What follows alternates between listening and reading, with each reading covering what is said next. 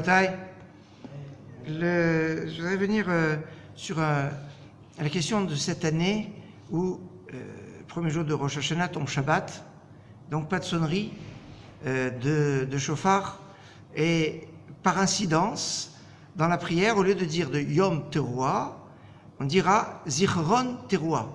Donc il y a une petite incidence dans la Tefila. Au lieu que ce soit Yom Teruah, c'est Zichron Teruah. Alors, sur ce point, j'aimerais approfondir un peu. Fondamentalement, qu'est-ce qu'on doit entendre le jour de Rosh Hashanah? Alors on va nous dire, on doit entendre 3 sons, 3 teruah. Pourquoi? Parce qu'il est marqué en 3 endroits dans la Torah, le mot teruah. Il est marqué à propos de Kippour, de l'année du jubilé, qui arrive tous les 50 ans, qui sont les mêmes lois que Rosh Hashanah. Shofar, teruah, c'est sur l'endroit où il y a marqué d'ailleurs Shofar, avec teruah. C'est pas marqué dans Rosh Hashanah, c'est marqué à propos de Kippour de Yovel. Donc il y a marqué Shofar teruah, le mot teruah est marqué. Il y a marqué dans la paracha Emor, quand on parle de toutes les fêtes, on parle là-bas de Zichron teruah, du souvenir de la sonnerie. Et dans la paracha Pinchas, on parle des korbanot, on parle de Yom Teruah, le jour de la sonnerie. Donc vous voyez qu'il y a marqué Yom Teruah, Zichron Teruah, Shofar Teruah. Et comme il y a marqué 3 fois Teruah, donc fondamentalement on doit entendre 3 Teruahs. Alors après, il y a c'est quoi la Teruah? C'est des discussions, il y a un doute, est-ce que c'est ce qu'on appelle Shevarim, ce qu'on appelle Teruah, ce qu'on appelle Shevarim, les deux ensemble? Et que comme il y a marqué Va'avar Ta'aviru Shofar, il va y avoir un son continue avant et un son continue après. C'est pour ça qu'il faut une teki avant et une teki après. Maintenant, revenons sur le fondamental. On doit voir 3 teruahs, mais on la prend de 3 versets, un qui dit Yom Teruah, un qui dit Zichron Teruah, et un qui dit Shofar Teruah. Et on a dit que quand c'est Shabbat, on est plus proche du Zichron Teruah. Alors il y a un point qui est très très intéressant, c'est que la paracha Emor parle des fêtes. Donc les fêtes, il y a l'ensemble de toutes les fêtes.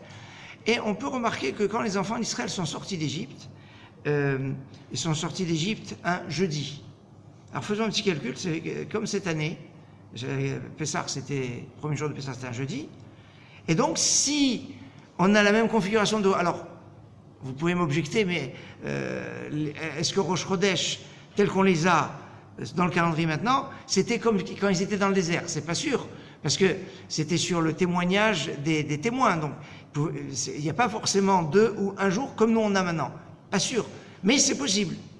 Toujours est-il que si c'est la même chose, donc ça veut dire que l'année de la sortie d'Égypte, le premier Rosh Hashanah, eh bien, le premier jour de Rosh Hashanah était Shabbat.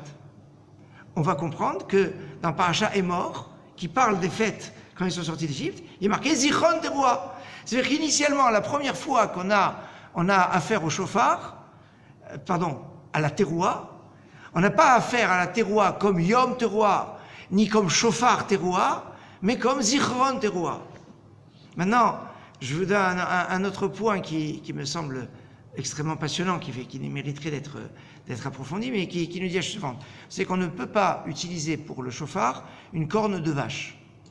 On peut utiliser toutes les cornes de tous les animaux, sauf les cornes de vache. On dit pourquoi? Parce que en catégor nasé sanégor. La vache évoque le veau fait penser au veau d'or, et un accusateur ne peut pas être un défenseur. Et là-dessus, la Gemara a dit, un accusateur ne peut pas être un défenseur, mais le Kohen Gadol, le grand prêtre, il avait de l'or sur ses habits. Donc de l'or, ça rappelle le veau d'or, peut-être plus encore qu'une corne. Alors on dit non, mais c'est quand le Kohen Gadol rentrait dans le Kodesh HaKodeshim, l'Ifnaï V'Lifnim, dans le Saint des Saints, là il devait avoir guidé la vanne. Il avait 4 habits blancs, c'est pour ça qu'on s'est mis en blanc à Kippour, et il pouvait pas avoir d'or. Donc quand on rentre dans le Kodesh HaKodeshim, dans le Saint des Saints, là c'est là où on a la problématique de En Catégor Nasé Sénégal. Très bien, mais le chauffard, c'est pas dans le Saint des Saints. Le chauffard, c'est partout où on sonne du chauffard. Alors la Gemara va dire, non, mais oïl les zikaron, comme c'est pour le zikaron c'est dans la pensée c'est le saint des saints de l'être humain. Et donc comme c'est zikaron, donc c'est comme le saint des saints, donc c'est pour ça que c'est comme le Kohen Gadol qui rentre dans le saint des saints, donc on ne peut pas une catégorie nasé sanégor, l'accusateur ne peut pas être un défenseur, c'est pour ça qu'on ne peut pas utiliser une corne de vache. Alors mais maintenant, maintenant je le connecte avec le Shabbat. Donc maintenant, le Shabbat, c'est le flagrant de Zichron Teruah, puisque c'est souvenir de, on le dit dans la Tefila, c'est pas Yom Teruah, c'est Zichron Teruah, donc c'est relié avec le Zichron, c'est-à-dire le souvenir, qui fait rentrer la mitzvah du shofar dans le Kodesh HaKodashim, dans le Saint des Saints.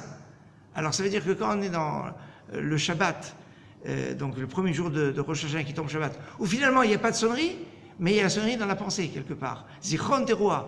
On est au degré le plus intime avec Hachem, et donc, certes, on va être embêté de dire on va pas pouvoir sonner le shofar, mais on va tout sonner le deuxième jour, c'est pas grave. Ce ne sera pas Minatora le deuxième jour, ce sera des rabbinans d'obligation rabbinique. Mais il n'en reste pas moins qu'on va avoir la puissance du lien avec le Zikaron, avec le souvenir de la sonnerie, qui en fait la caractéristique de Rosh Hashanah, puisque le jour de Rosh Hashanah on l'appelle Yom HaZikaron. Donc finalement, on est dans une très très bonne configuration, et comme j'ai eu l'occasion de dire, ce sera l'année où tous les juifs du monde, sans exception, auront réalisé la mitzvah du shofar.